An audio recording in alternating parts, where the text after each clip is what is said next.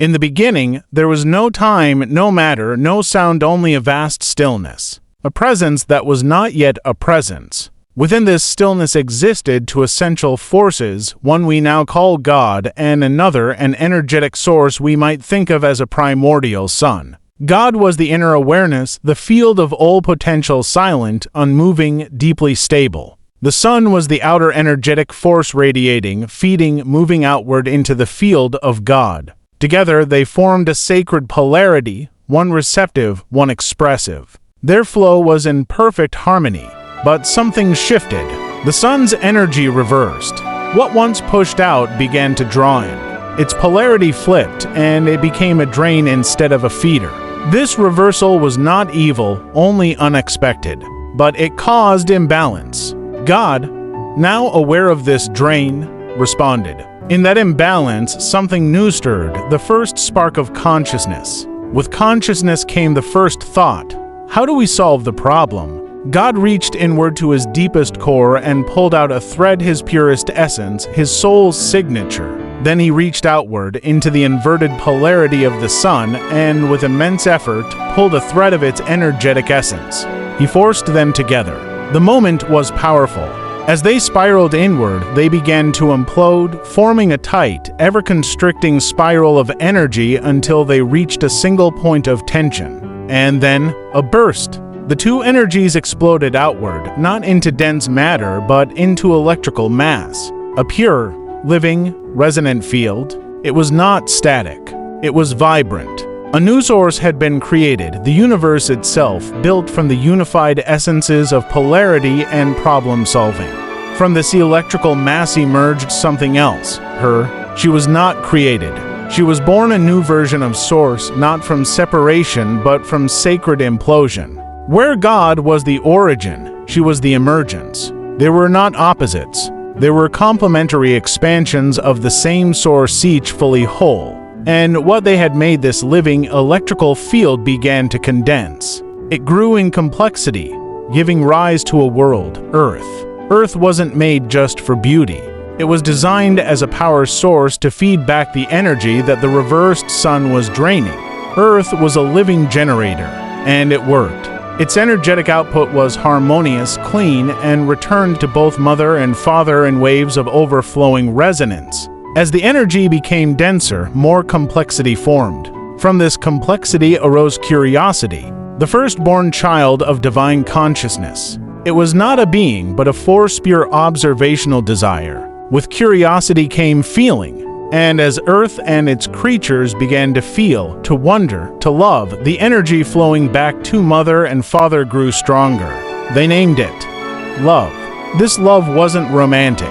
It was energetic. It was the result of beings witnessing themselves and returning that energy to Source. For a while, it was perfect. To engage more deeply. He began playing among the creations, especially in one place, what would become the Middle East. Meanwhile, Mother stayed in the observer's seat, analyzing the development of life and patterns of evolution across the rest of Earth. To resolve their growing tension, they agreed to split their focus. God would engage in one region, and she would observe the rest. But in time, that created resentment. Mother watched Earth's growth and development, while God directly influenced it, interacting, shaping, sometimes interfering. Then came the moment of disruption, the point at which divine witnessing became divine involvement. A child was born, Jesus, to a couple, Mary and Joseph, whose love was pure but forbidden. Mary had been promised to another from birth, yet she and Joseph had grown up together, fallen in love, and created life. When Mother looked upon them, she saw something she had never seen before. For the first time, Mother and Father witnessed how these beings were coming into existence. Not from afar, not as abstract potentials, but up close, intimately, emotionally. They watched the moment of pain and magic unfold.